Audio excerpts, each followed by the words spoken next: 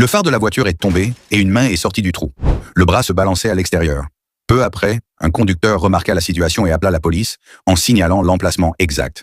Pour mieux voir le visage du conducteur afin de le décrire à la police, la conductrice accéléra. Elle observa attentivement le conducteur de la voiture rouge, mais l'homme remarqua qu'elle le poursuivait. Il accéléra alors et changea de voie, quittant l'autoroute. La voiture roulait toujours à vive allure, et par le trou dans le phare, une traînée de peinture blanche commença à s'écouler. La peinture se répandit sur toute la route, montrant où la voiture était passée.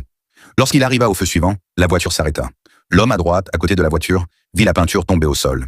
Il remonta la vitre et avertit poliment l'homme. Ce dernier vit la peinture dans son rétroviseur et il semblait très nerveux. Dès que le feu passa au vert, il appuya sur l'accélérateur et quitta la route, frôlant la collision avec la voiture à côté de lui. La voiture entra dans une zone déserte. L'homme arrêta la voiture et claqua violemment la portière. Il se dirigea rapidement vers l'arrière du véhicule. Il vit les feux arrière endommagés et la peinture qui gouttait. La jeune fille à l'intérieur de la voiture était très effrayée. L'homme ouvrit le coffre, prit un tournevis et le pointa vers la jeune fille. En colère, il retourna à la voiture pour prendre le chloroforme et tenta de faire dormir de nouveau la jeune fille.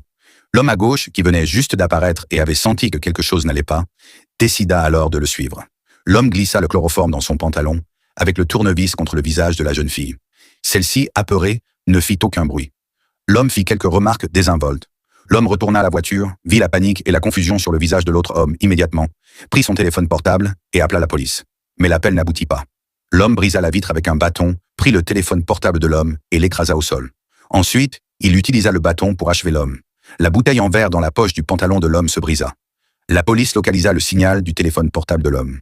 Grâce à cela, la voiture fut retrouvée, mais lorsqu'ils arrivèrent sur les lieux, il n'y avait personne. La voiture avait été nettoyée de toutes empreintes digitales. À ce moment-là, le shérif regarda le verre brisé au sol.